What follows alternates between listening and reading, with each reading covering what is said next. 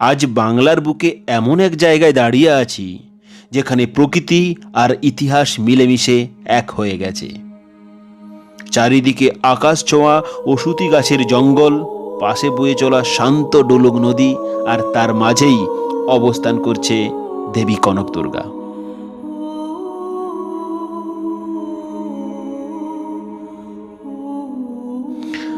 আজ আমি আপনাদের নিয়ে যাব ঝাড়গ্রামের চিল্কিগড়ে, যেখানে পরতে পরতে লুকিয়ে আছে শত শত বছরের পুরনো রহস্য ও রাজপরিবারের ইতিহাস।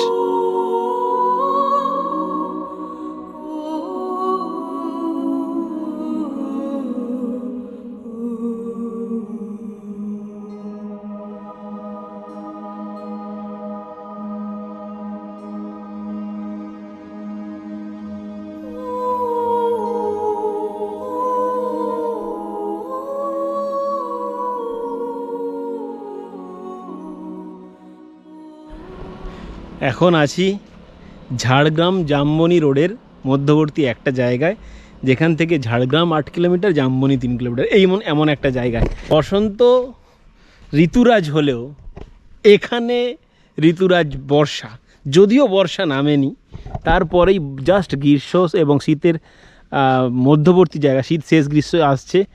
পর্ণমোচী গাছগুলো, শাল গাছগুলো পাতা ঝরিয়ে দিয়েছে, সবুজ কচি কচি শালপাতা। মানে সিরিয়াসলি আপনি কতটা বুঝতে পারছেন আমি জানি না। মানে সবুজ কলা পাতা, জানেন তো, সেই একদম কাছ থেকে দেখাচ্ছি আপনাকে। এই দেখুন তো, মন ভরে না বলুন এরকম গাছের পাতাগুলো দেখলে? ঝাড়গ্রাম শহর থেকে মাত্র 15 কিলোমিটার দূরে এই চিল্কিগড়। এখানে ঢোকা মাত্রই আপনি অনুভব করবেন এক অদ্ভুত নিস্তবতা।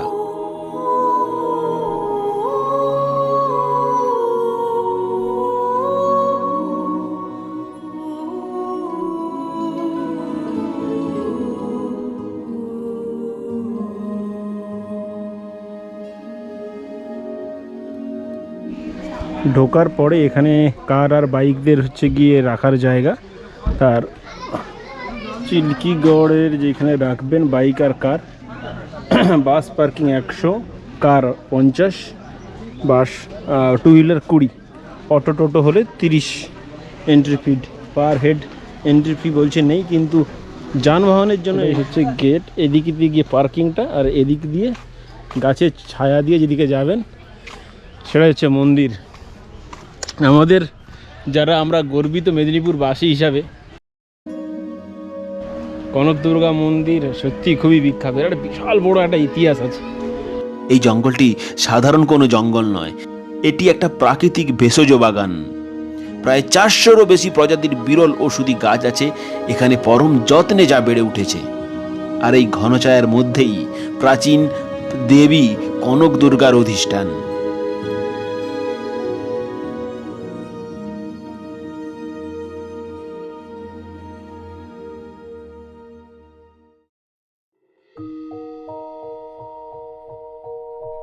এই মন্দিরের ইতিহাস কয়েকশো বছরের পুরনো।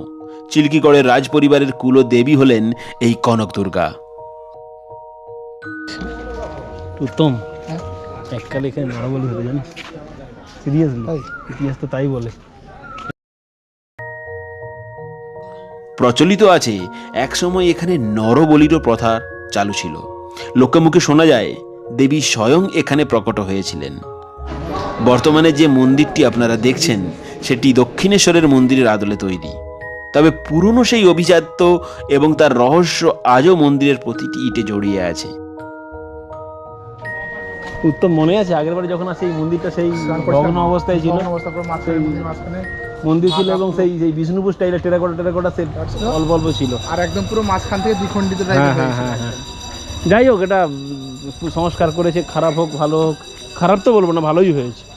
সে যাই করুক, যে কোনো পুরনো ঐতিহ্য সে যেই ধর্মেই হোক করে রাখা তো ভীষণ ভালো। চলে দিতে ঘুরে আসি।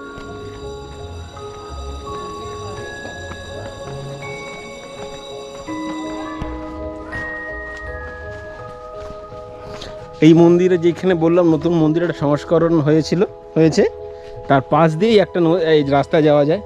এটা সচরাচর কিন্তু অনেকেই জানে না, বল। স্নান, হ্যাঁ ঠিক স্নান করেছিলাম, হ্যাঁ হ্যাঁ হ্যাঁ হ্যাঁ। এই দিক দিয়ে কোথাও ওটা নিশ্চয়ই যাওয়া যায়, এই দিক দিয়ে এসে নদীটা নেওয়া যায়। নদীর নামটা আমার খুব পছন্দের, ডুলুম। আর এখানে গাছগুলোতে বিভিন্ন গাছের নাচও দেওয়া আছে। এটা হচ্ছে মুচকুন্দ। মুচকুন্দ গাছের আমি নাম শুনিনি, আজকে শুনলাম। আর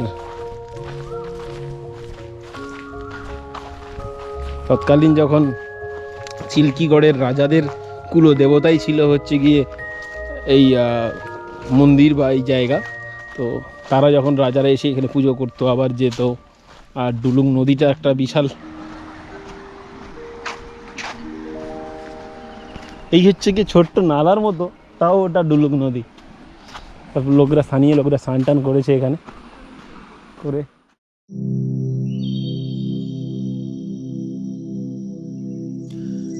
সুন্দর এই নদীটির নাম ডুলুং। নামটা ভারী মিষ্টি। ঝাড়খণ্ডে উৎপন্ন হওয়ার পরে ঝাড়গ্রামে প্রবেশ, কিছু গতিপথ যাওয়ার পর আবার সুবর্ণরেখার সঙ্গে মিলেছে। এই যাওয়ার সময়ই কনকদুর্গা এবং চিল্কিগড়ের রাজবাড়ির পাশ দিয়ে যায়। আর এই বর্ষাকালে এর ভারী যৌবনা রূপ কিন্তু চোখে পড়ার মতো। আর দুদিকের ঘন বন, সেটাও কিন্তু আপনার মন কাড়বে।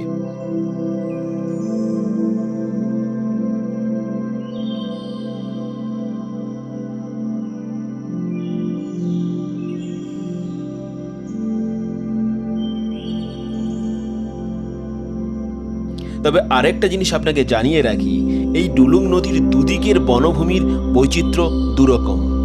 অর্থাৎ কনক দুর্গা মন্দিরের দিকটাতে দেখতে পাবেন চিরহরিত বনভূমি, আর ডান দিকে দেখতে পাবেন পর্ণমোচী।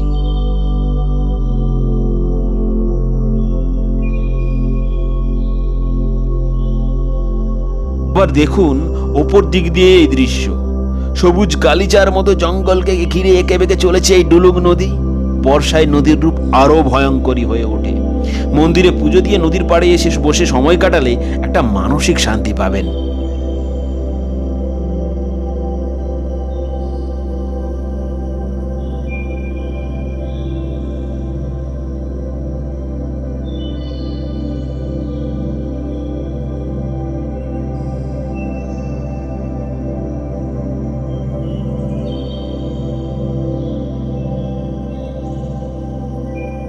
আপনারা যদি এখানে আসতে চান তবে ঝাড়গ্রাম স্টেশনে নেমে টোটো বা গাড়িতে করে খুব সহজেই পৌঁছে যেতে পারেন।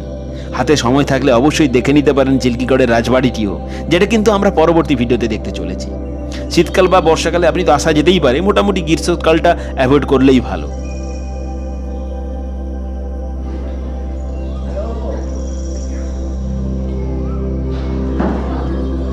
অন্যভাবে যোগাযোগ এখানে 130 টাকা করে, তাও আগে থেকে বলতে হবে।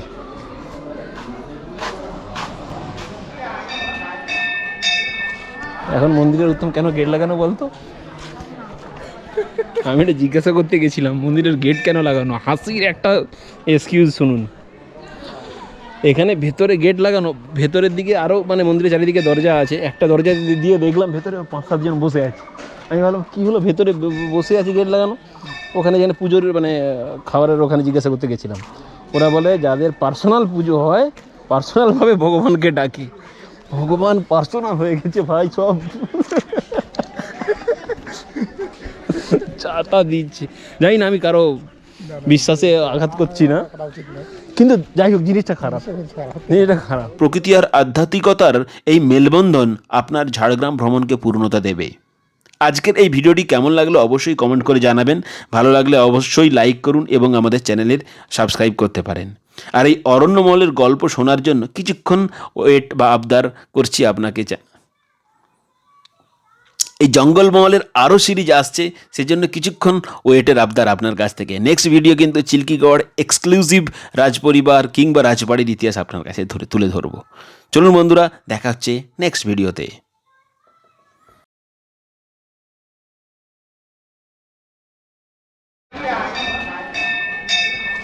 এখন মন্দিরের উত্তম কেন গেট লাগানো বলতো? আমি এটা জিজ্ঞাসা করতে গেছিলাম, মন্দিরের গেট কেন লাগানো? হাসির একটা এক্সকিউজ শুনুন। এখানে ভেতরে গেট লাগানো, ভেতরের দিকে আরও মানে মন্দিরের চারিদিকে দরজা আছে। একটা দরজা দিয়ে দেখলাম ভেতরে 5-7 জন বসে আছে।